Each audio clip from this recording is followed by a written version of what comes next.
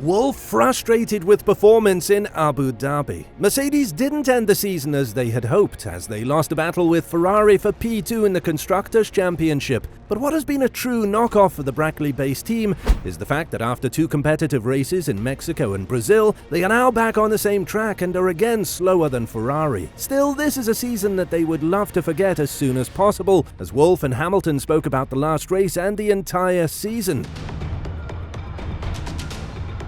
In Abu Dhabi, Russell and Hamilton qualified P5 and P6, behind both Ferrari and Red Bull drivers. Although the start of the race was satisfying, Sainz dive-bombed Hamilton at the end of the first DRS zone as Hamilton went outside of the track and gained an advantage. He was then instructed by his team to let Sainz go, and Hamilton did have the pace to pass him again in the upcoming stages of the race. However, he wasn't able to keep up this pace and was passed by Sainz and Russell. What was even more depressing for Hamilton is the fact that he wasn't able to finish the race due to a hydraulics issue, as he wasn't able to change gears and had to enter the pit stop and end the race. So it's safe to say that Mercedes has a lot of homework in the winter period ahead of them, and their comeback in 2023 could be delayed due to the fact that they cannot find a pace on a regular track that is not at a high altitude.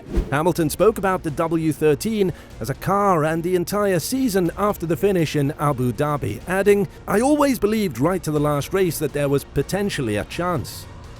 And that was about all Perez could do, or was it? I think it's important to hold on to hope and just keep working. I gave it everything, and I think ultimately the last race was like the whole season. It sums up the whole year, so I'm glad it's done. Of course it would have been nice to have a win. One win is not really enough, is it? I think this year when we got our first fifth, it felt like a win. When we got our first fourth, it felt like a win. When we got our first podium, it felt like a win. Those seconds really feel like we achieved something, so I will just hold on to those." On top of that, Hamilton said that the W13 is a version of a car that he would like to forget as soon as possible, as Mercedes just hasn't been able to get on top of their issues with porpoising and bottoming out. Hamilton has served as the guinea pig in the first half of the season, with his car enduring a lot of changes in the settings, while George was able to score decent results with settings that seemed to get the car in a window of optimum performance. Hamilton also lost a P5 battle with Sainz in the Drivers' Championship, and when talking about his first winless season of his career, Hamilton added that 2011 was much worse, and that there are some pluses that the team can extract from this season. No, I think 2011 was probably the hardest year that I've had. Just in terms of life, this year is probably not the greatest. It's up there with the top 3 of worst seasons, but I think it's been a much stronger year in terms of myself, in terms of how I worked with the team, how we all stayed united. So there's been lots of pluses from this year. Hamilton has finished behind a teammate for the first time in 6 years, with the last time being in 2016 when he finished behind Rosberg. However, Bottas wasn't really a competitive teammate to Hamilton, as Russell is now showing that he is not here to just sit and observe, as he is ready to win a championship on his own. But in order for this to be completed, the team needs to give him a proper championship caliber car, and with the engine freeze taking place until the 2026 season, it will be easier said than done. Toto Wolff also spoke about the situation after Abu Dhabi, adding, "That was really not good. The third quickest today, one breaking down and the other running out of tyres. A summary of the season, and here we are. I think we cooked the tyres in the first few laps. The car was strong, but the front right gave up. Maybe something we should have predicted. We knew Abu Dhabi would be a difficult one. Brazil was spectacular. That at least we ticked the box with a race win."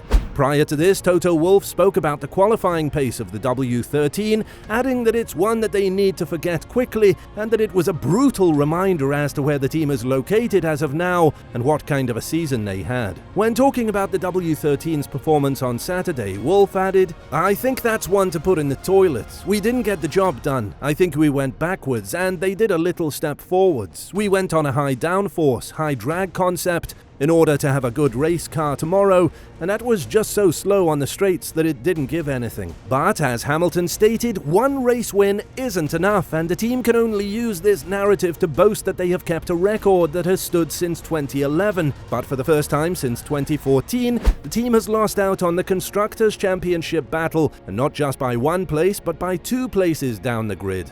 And can he get close enough to Sergio Perez? Not on this occasion. You can see the bumps and the porpoising there. That is why Wolff vows to keep these cars as a reminder of how difficult things can be in one season. We're going to put these cars in reception to remind us every day how difficult it can be. This is a character-building season. Now we're pushing forward to next year, and next year we are back. But can Mercedes really strike back stronger in 2023, or are they putting their hopes on a false narrative? As Wolff spoke earlier this season, the W14 will see a whole new philosophy, and while the team is unlikely to stride away from the no-pod side-pod design, they are likely to change some operations on the car and the basics of it. Obviously, the main goal would be to combat the porpoising and bottoming out issues, as Hamilton mentioned in an interview after the race. Brakes, bouncing is probably number 1, drag is probably number 2, or equal number 1. There's loads of other things. We've obviously got some downforce, we just need to build a much more efficient car, and I think everybody in the team knows exactly what the problems are, and where they are, and where we've gone wrong, and I'm pretty confident that they are not going to build the next car with any of these characteristics. Lewis Hamilton hasn't extended his deal with Mercedes beyond 2023, and the fact that he is taking so long to think it over could mean that he is not happy with the direction that the team is taking right now. Wolff, on the other hand, stated that Hamilton would remain with Mercedes for at least another 5 years, and thus be an important part of the team's progress in the coming years. Mercedes has a lot to prove to the world, and it goes without saying that Hamilton will be an integral part of this project. The Red Bull and Perez will have a lunge up the inside, inevitably. Lewis.